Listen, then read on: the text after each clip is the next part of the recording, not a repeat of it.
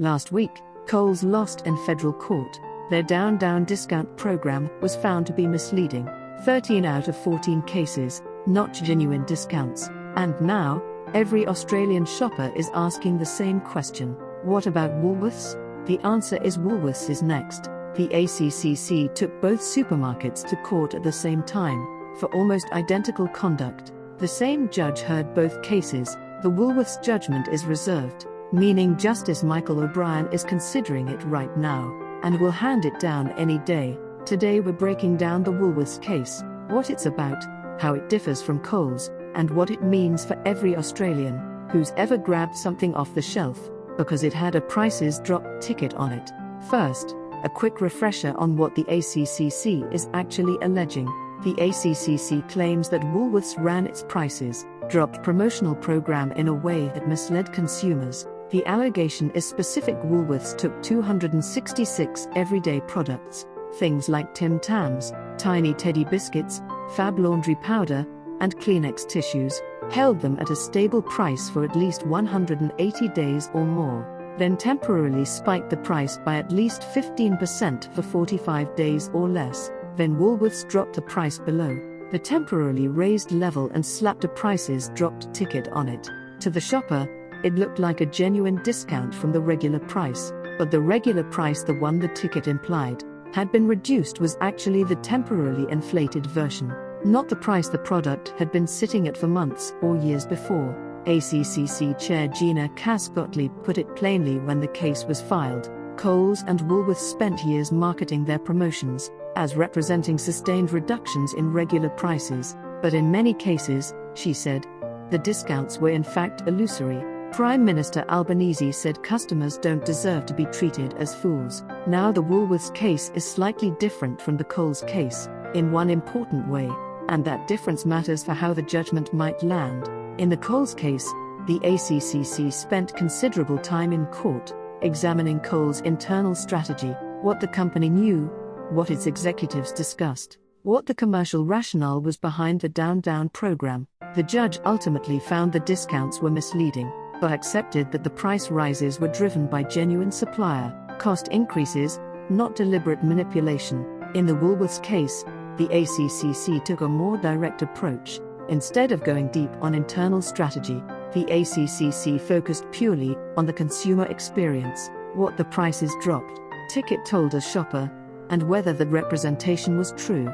The argument is simple: a reasonable shopper sees a prices dropped ticket and concludes the price has dropped from whatever it was before, and that the new lower price represents a genuine saving. If that's not what actually happened, the representation is misleading.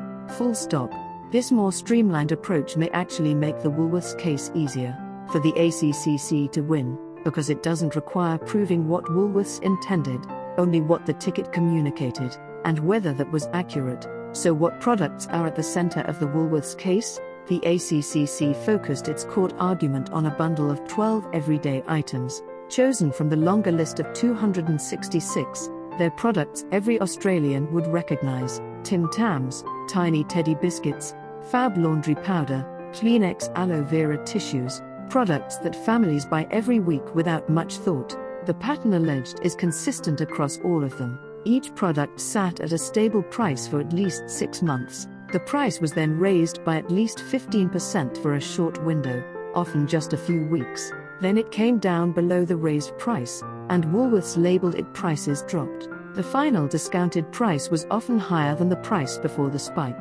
Shoppers were being shown a discount from a temporarily inflated price they'd never seen as the regular price. If you bought any of these products under a prices dropped promotion between 2022 and 2023, there is a real chance you paid more than you would have if the promotion had never run at all.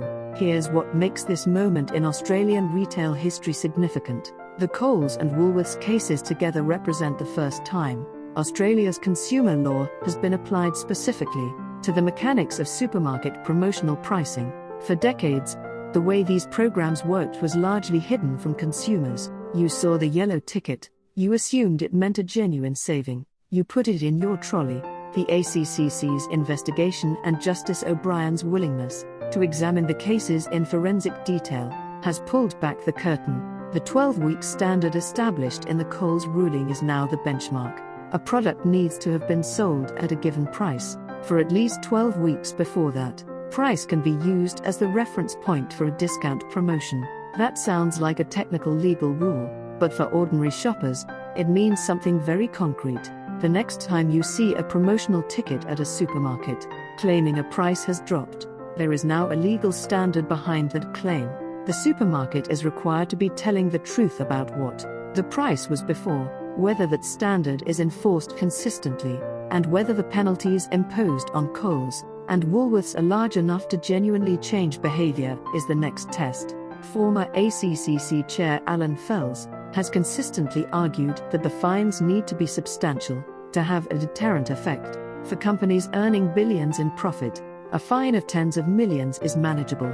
A fine of hundreds of millions gets attention.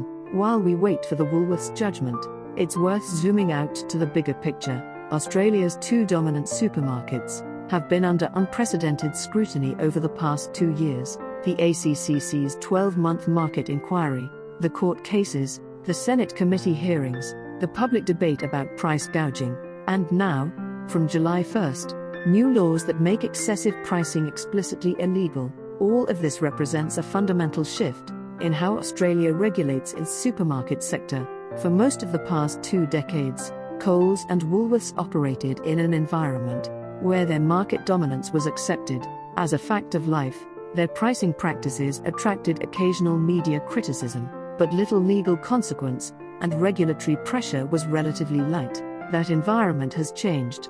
The political pressure driven by genuine cost of living pain across millions of Australian households has translated into legal action, legislative reform, and a regulator that is being given the resources and the mandate to pursue serious cases. Whether it's enough to meaningfully shift the power balance between two of Australia's most profitable companies and the consumers they serve is still an open question. But for the first time in a long time, the question is actually being asked in a courtroom.